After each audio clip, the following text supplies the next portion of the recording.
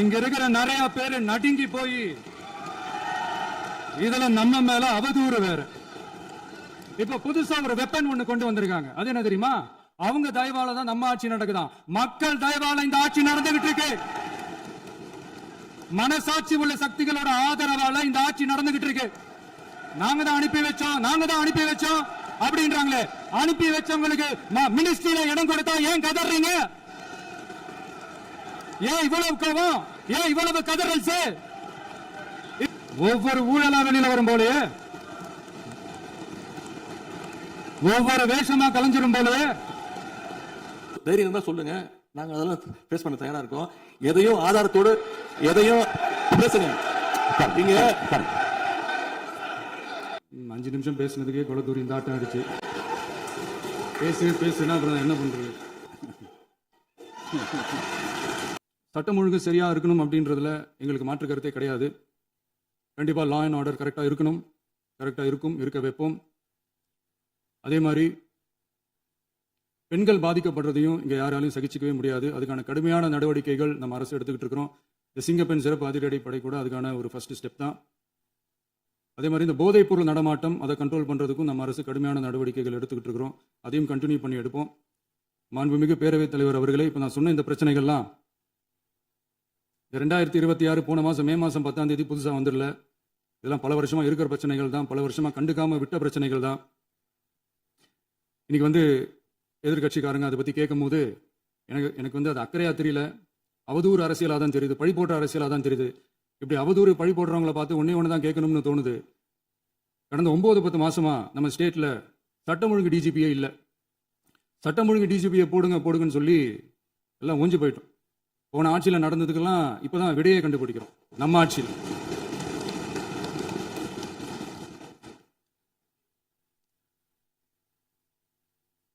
இந்த போதைப் பொருள் நடமாட்டம்லாம் தாறுமாறா அப்படியே பரவி கொட்டி கிடக்குது.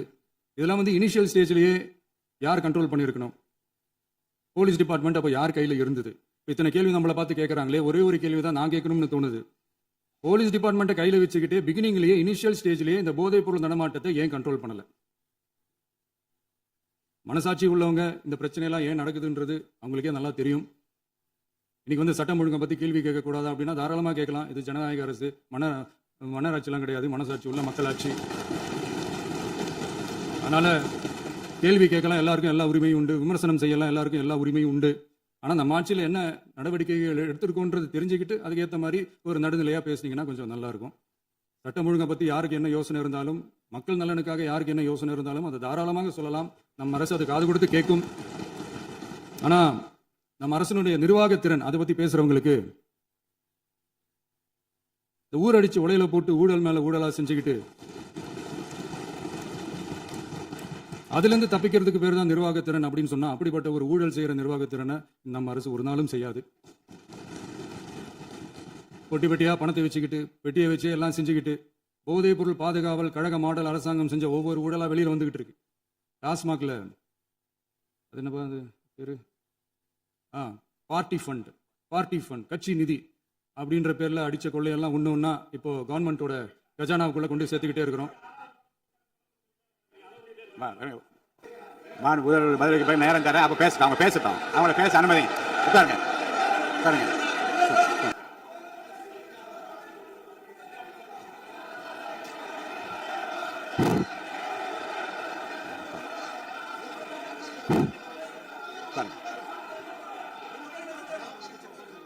நான் எழுந்த பிறகு உட்காருங்க. உட்காருங்க, எல்லாரும் உட்காருங்க. தேசிய உட்கார், நான் அலோவ் பண்றேன்.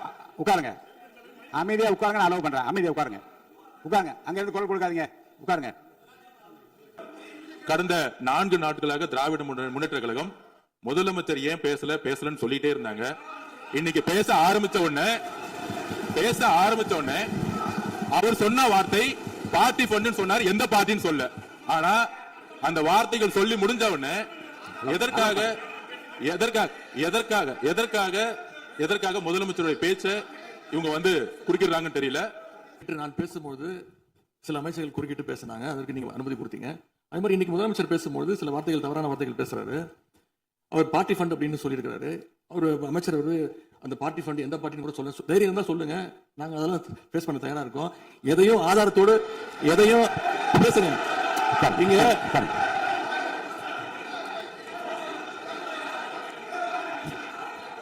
அது மாதிரி பேரவைத் தலைவர் அவர்களே, நேற்று நான் பேசி முடிஞ்சோடனே நீங்க அவை முடிஞ்சிருச்சுன்னு சொல்லிட்டீங்க. நாங்கெல்லாம் வீட்டுக்கு போயிட்டோம்.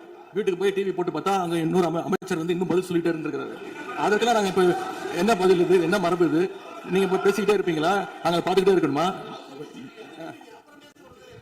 அதே மாதிரி இன்னைக்கு முதலமைச்சர் அவர்கள் பேசும்போது நாங்களும் அமைதியா கேட்டுட்டு தான் இருந்தோம். ஆனா சில கருத்துக்கள் அவர் பேசும்போது அதை நாங்க அனுமதிக்க முடியாது.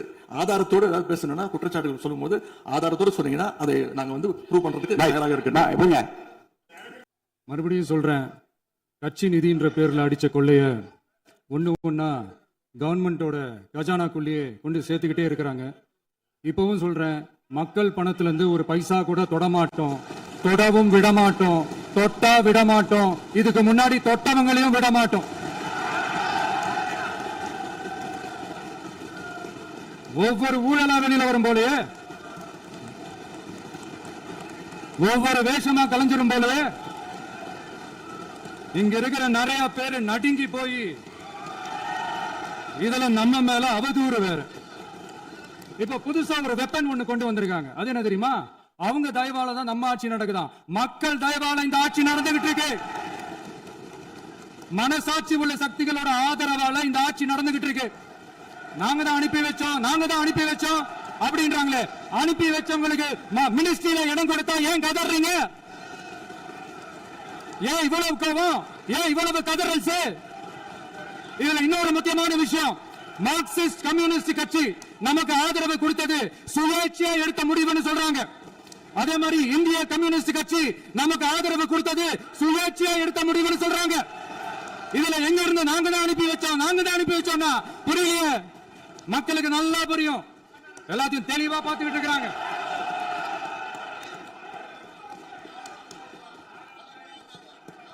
முதலமைச்சர் கண்டினியூ பண்ணலாம். வாங்க முதலமைச்சர்.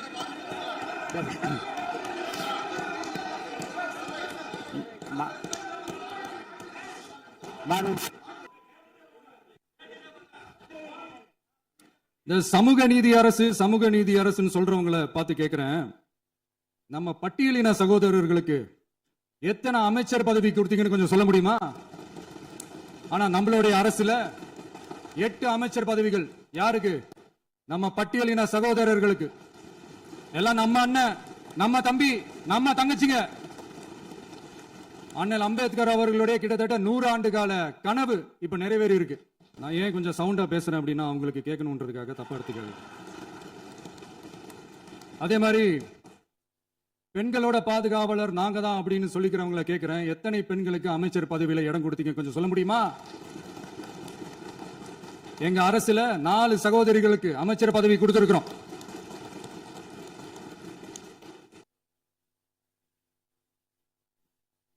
அதனால மக்களால் நிராகரிக்கப்பட்டு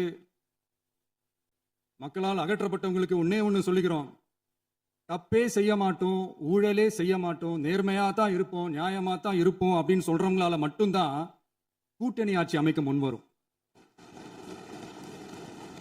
ஆட்சியிலையும் பங்கு, அதிகாரத்திலையும் பங்கு கொடுக்க முன்வரும். ஊழல்லையே ஊறி போனவங்களால இந்த கூட்டணி ஆட்சியோ ஆட்சியிலையும் பங்கு அதிகாரத்திலையும் பங்கு கொடுக்க முன்வராது. மெஜாரிட்டி இருந்தாலும் தரமாட்டாங்க, மெஜாரிட்டி இல்லைனாலும் தரமாட்டாங்க. கேட்டா ரெடிமேடா ஒரு பதில் ஒண்ணு வச்சிருப்பாங்க, கூட்டணி ஆட்சியை மக்கள் விரும்ப மாட்டாங்க. அதே மக்கள் தான் இப்ப அவங்கள பார்த்து சிரிக்கிறாங்க. நான் பதவி ஏத்த அன்னைக்கு கொஞ்சம் டைம் அவகாசம் கேட்டேன். எதுக்கு கேட்டேன்? நிதி நிலைமையெல்லாம் கொஞ்சம் மோசமா இருக்குது, அதெல்லாம் கொஞ்சம் சரி செஞ்சுக்கிட்டு படிப்படியா கொஞ்சம் கொஞ்சமா நான் கொடுத்த வாக்குறுதிகள்லாம் செயல்படுத்துவேன், அதுக்காக கொஞ்சம் டைம் அவகாசம் கேட்டேன். நான் ஏதோ வேற எதுக்காகவோ வேற யாருக்காகவோ ஏதோ அவகாசம் கேட்ட மாதிரி. அடுத்து இங்க சபையில இல்லாதவங்களை பத்தி பேச வேண்டாம்னு நினைக்கிறேன். இங்க நம்மளை பத்தி அவதூறு பரப்புறதோட மட்டும் இல்லாம இப்ப நம்ம மக்கள் மேலேயும் அவதூறு பரப்ப ஆரம்பிச்சிட்டாங்க. மக்கள் நமக்கு ஓட்டு போட்டது தப்பான், குடும்பமா நமக்கு ஆதரிச்சது தப்பான். இது இப்ப இல்ல, நான் சொல்றது எம்ஜிஆர் அவர்கள் காலத்திலிருந்தே. அப்பவே அவர் ஜெயிச்சப்போ அதே மக்களை தப்பா பேசுறது. மக்கள் என்ன பண்ணிட்டாங்க, எம்ஜிஆர் என்ன பண்ணிட்டாரு, எம்ஜிஆர் என்ன இது பண்ணிட்டாரு. 50 வருஷமா ஒரே டெக்னிக்கா. டெக்னாலஜி எல்லாம் மாறி வேற எங்கேயோ போயிட்டு இருக்கு. பஸ் இதுல கொஞ்சம் டெக்னிக்காச்சும் கொஞ்சம் மாத்தினா கொஞ்சம் நல்லா இருக்கும். அதனால மக்களுக்கு யூஸ்ஃபுல்லா இருக்கிற மாதிரி இந்த ஆக்கப்பூர்வமான கருத்துக்களோ ஆக்கப்பூர்வமான யோசனைகளோ இருந்தா சொல்லுங்க. அதை வந்து நாங்கள் டெஃபரெண்டாக எடுத்துக்கிறோம். ஆனால் அதை விட்டுட்டு இந்த நக்கல் நையாண்டி சம்பந்தம் இல்லாத பேச்சு இதெல்லாம் பேசிட்டு அப்புறம் வந்து முதல்வருக்கு பதில் சொல்ல தெரியல அப்படின்னா அப்புறம் என்ன சோஃபா மாடல் ஆட்சியா? அது என்னன்னு புரியறதுக்கே எனக்கு ரொம்ப நாள் ஆச்சு. இந்த sofa set, table chair, teapoy, furniture பிஸ்னஸ்லாம் வேற எங்கேயா வெளியில போய் பண்ண சொல்லுங்க. அப்படி அந்த பிசினஸ் தான் பண்ணணும்னா நிறைய பிசினஸ் பண்ற மாதிரி வெளியில போய் பண்ண சொல்லுங்க. எங்க சட்டசபைக்குள்ள வேணாம். அதனால ஆக்கப்பூர்வமான கருத்துக்கள் இருந்தா சொல்லுங்க. டெஃபினட்டா அது சரியா இருந்தா நாங்க ஏத்துக்கிறோம். எனக்கு ஒரு குட்டி கதை ஒன்று ஞாபகம் வருது, சொல்லாமா?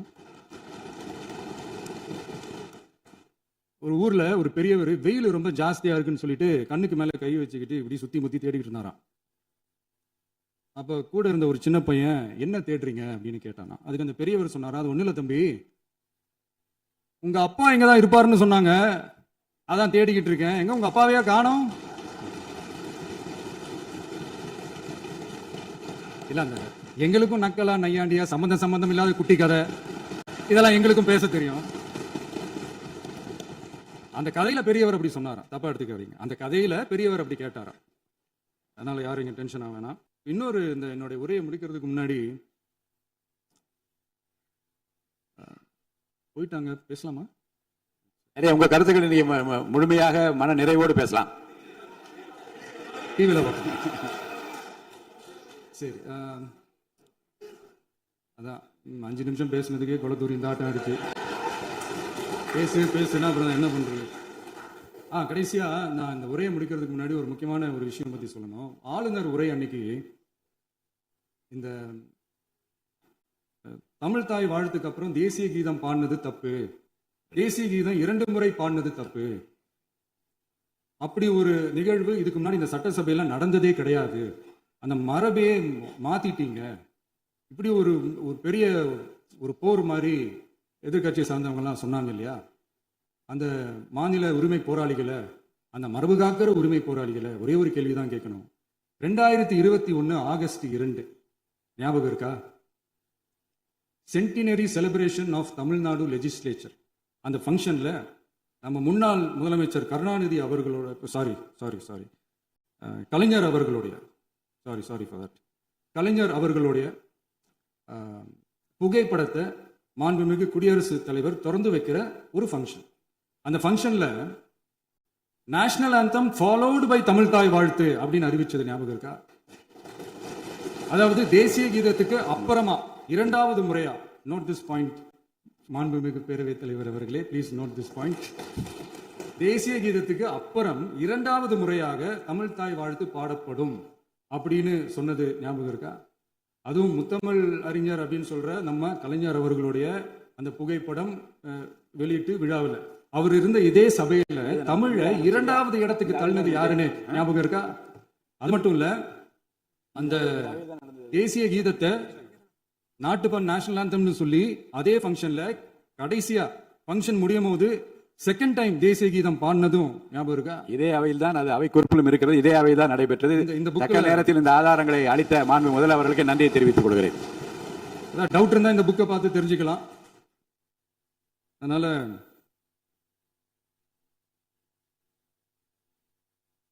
இதெல்லாம் கேட்டா என்ன சொல்லுவாங்கன்னா, அது ஜனாதிபதி கலந்துகிட்ட ஃபங்க்ஷன், அதெல்லாம் அப்படிதான், அதெல்லாம் கண்டுக்க கூடாது அப்படின்னு சொல்லுவாங்க.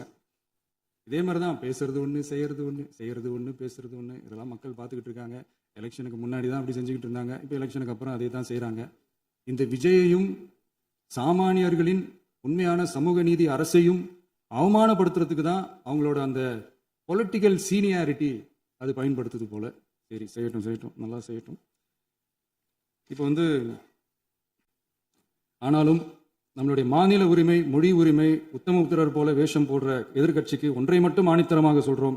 உங்களை மாதிரி தமிழ்னு சொல்லிக்கிட்டு, மொழி, பண்பாடு, கலாச்சாரம்னு சொல்லிக்கிட்டு ரெட்டை வேஷம் போடுறவங்க நாங்க கிடையாது.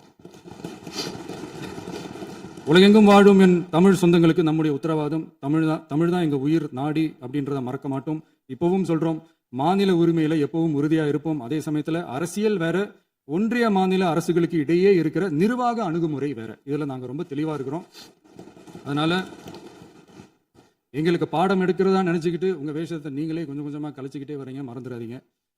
அப்புறம் நேற்று எதிர்க்கட்சி தலைவர், மாண்புமிகு எதிர்க்கட்சி தலைவர் பேசும்போது நிறைய பேசினாங்க. அதில் ஒன்று மட்டும் அரசு சொல்கிறதா நினச்சிக்கிட்டு நம்மளை இன்டைரக்டாக ஈவில் அப்படின்ற அந்த வார்த்தையை யூஸ் பண்ணாங்க. எனக்கு ஒன்றே ஒன்று தான் சொல்லணும்னு தோணுது. ஈவில்ஸ்னு டெவில்ஸ் பேசக்கூடாது.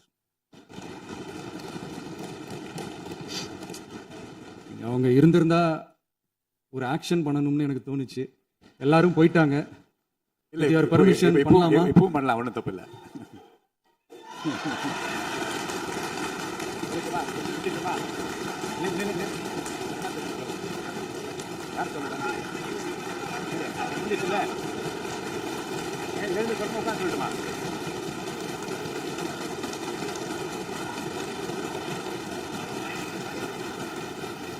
விவாதம்